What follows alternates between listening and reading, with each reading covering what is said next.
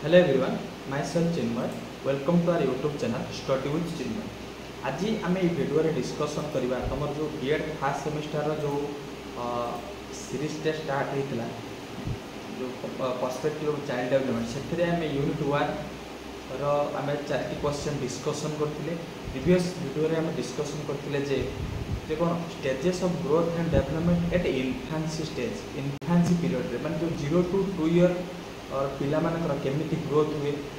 Physical growth केमिति हुए emotional growth emotional development केमिति हुए लैंग्वेज डेवलपमेंट केमिति हुए ये सब आम प्रीवियस वीडियो डिस्कसन करते जो मैंने देखी ना जाकि से वीडियोटा प्लेलिस्ट रे अपलोड होती देखी दियो ठीक अच्छे आउ गोटे कथा तुम मैंने बीएड फर्स्ट सेमिस्टर पिला तुम मान मन भर डाउट थाए जाए तुम केते पेजेस लिखिब केमिति लिखिले भल मार्क मिलिबो बैक लागोनी ये जो मन भर डाउट थाए से स्ट्राटेजी वीडियो बनई से भिडियोर लिंकटा ये भिडियोर डिस्क्रिप्शन में है जो मैंने देखना जाकि देखिए आउ प्रीवियस ईयर क्वेश्चन भी अपलोड कर 3 वर्षर क्वेश्चन तुम जाकि देखिपर है आउ आज आम देखा चाइल्डहुड है देख इन्फांसी स्टेजटा तुमको कही previous video 0 to 2 year 0 to 2 year जो पिला मानू कहुए कौन इन्फांसी स्टेज कहुए कौन इन्फांसी आउटा तुम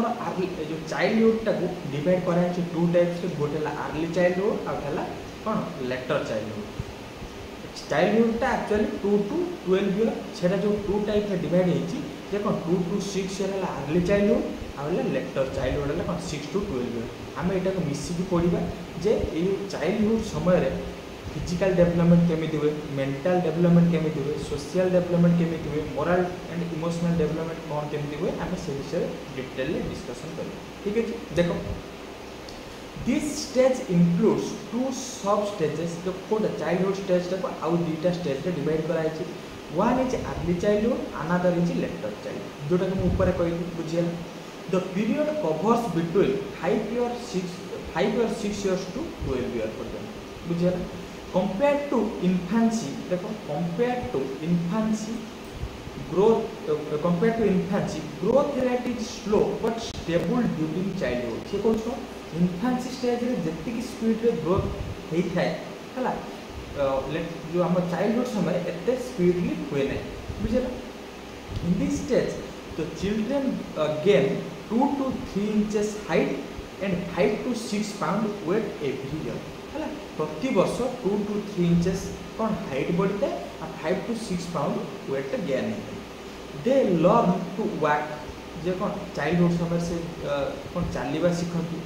दौड़ा शिखती जोटा कहते रन जंप एंड प्ले है they can gain knowledge to distinguish between what is good और व्हाट इज बैड जे कौन चाइल्डहुड समय तुम माइंड चाइल्डहुड कौन 6 to 12 ईयर पिला माने से जो जापर कौटा कि कौटा गुड बुझे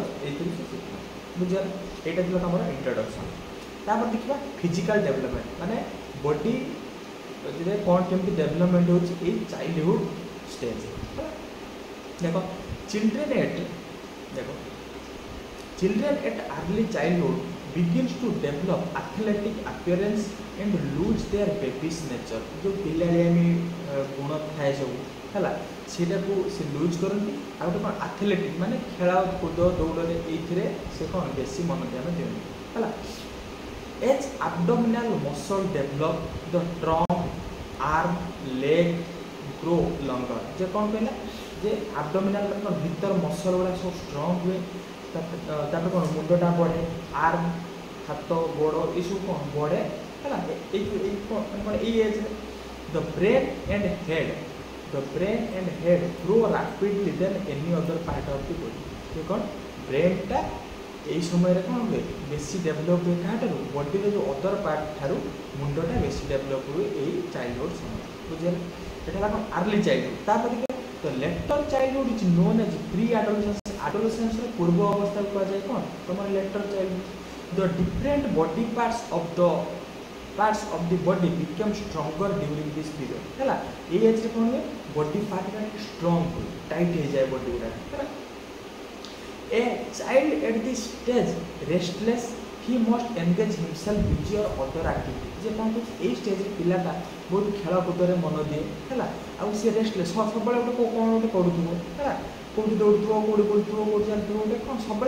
किसी ना कि करने कौन ता माइंड चलती आउ he must engage himself busy other activity से जहाँ भी गोटे किसी माइंड में कौन चलती ये बुझे यहाँ ना तुम कौन चाइल्डहुड समय फिजिकल डेवलपमेंट होता है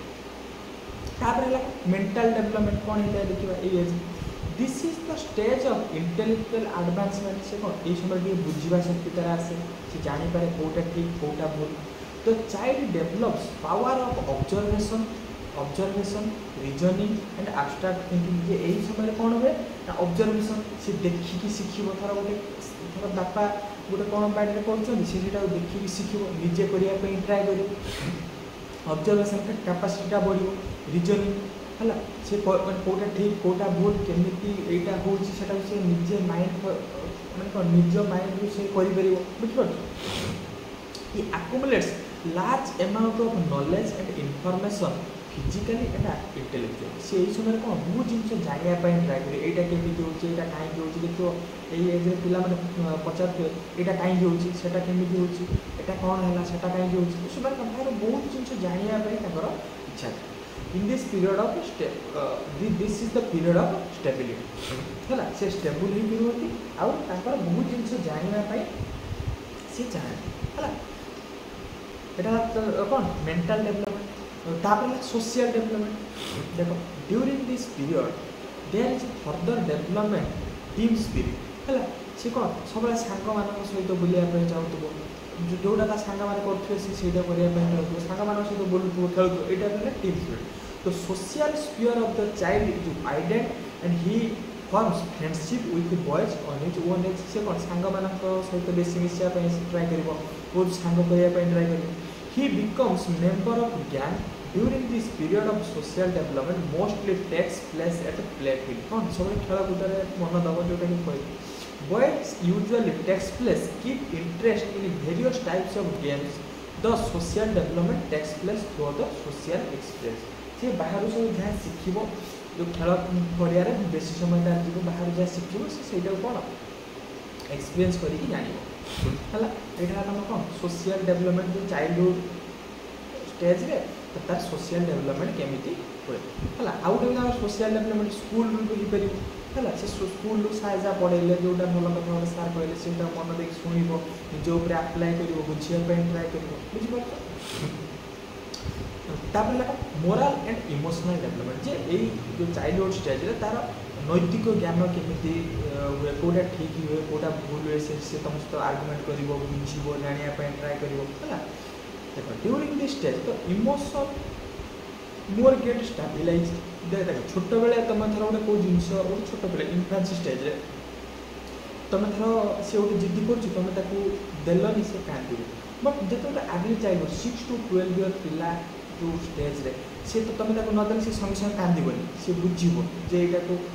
कौन पर घर मना कले जे तुम कह यहाँ को बहुत टंका नौ से जिनस टकर जिनसा नुहे सी बुझापी ट्राए कर बुझिपार से कौन कहते इमोशन मोर गेट स्टेबिलाइज है देयर इज मोर हाँ तापर आउ देखिए तुम छोट पिला एमती हाथ उठे से कांदी बुझे से इमोशनटा स्टेबिलाइज होता है एडवांस स्टेज बट जो कौन जो चाइल्डहुड स्टेज रे पिला माने कौन इमोशनटा स्टेबिलाइज होता है there is more stability in the conduct and behaviour of the child his conduct is mostly governed by home and school बुझे ये जो चाइल्डहुड 6 ରୁ 12 ईयर पिला हाँ कि 5 to 12 ईयर पिला मैक्सिमम से कौटी घरे रोम रे ना कौट स्कूल है सी स्कूल देख सी कौन तो तार जो mainly government by home and at school है तार जो इमोशनटा मोराल डेवलपमेंट से स्कूल आ घरे है कौन इम्पोर्टाट से घर स्कूल जहाँ शिखब से अनुसार मेंटेन कर A very careful and intelligence guidance is required at this stage bring the right moral conduct of children से यही एज रे कौन हुए राइट गाइडेंस दरकार जो गोटे भल स्कूल दि जावा दरकार भल फैमिली रे भल भल कथा कहवा दरकार भल टीचर पाखे गोटे पढ़ा दरकार बुझे कौन पाई ना यही समय से बहुत जिन शिखापी ट्राए करनी भूल ठीक विचार करने एज रे शिखनी से 6 to 12 ईयर पिला ठीक से गाइडेंस दबा बुझीगला यहाँ तुम रहा ये चार्टा पॉइंट जो रहा फिजिकल डेवलपमेंट और mental development social development morale and emotional development ये रहा तुम कौन चाइल्डहुड स्टेज आउ आम नेक्स्ट वीडियो डिस्कसन करवा तुम एडोलेसेंस फिजिकल डेवलपमेंट केमी हुए साइकोलॉजिकल डेवलपमेंट केमी हुए कॉग्निटिव डेवलपमेंट केमी हुए है ये सब आम डिस्कसन करवा नेक्स्ट वीडियो ठीक है।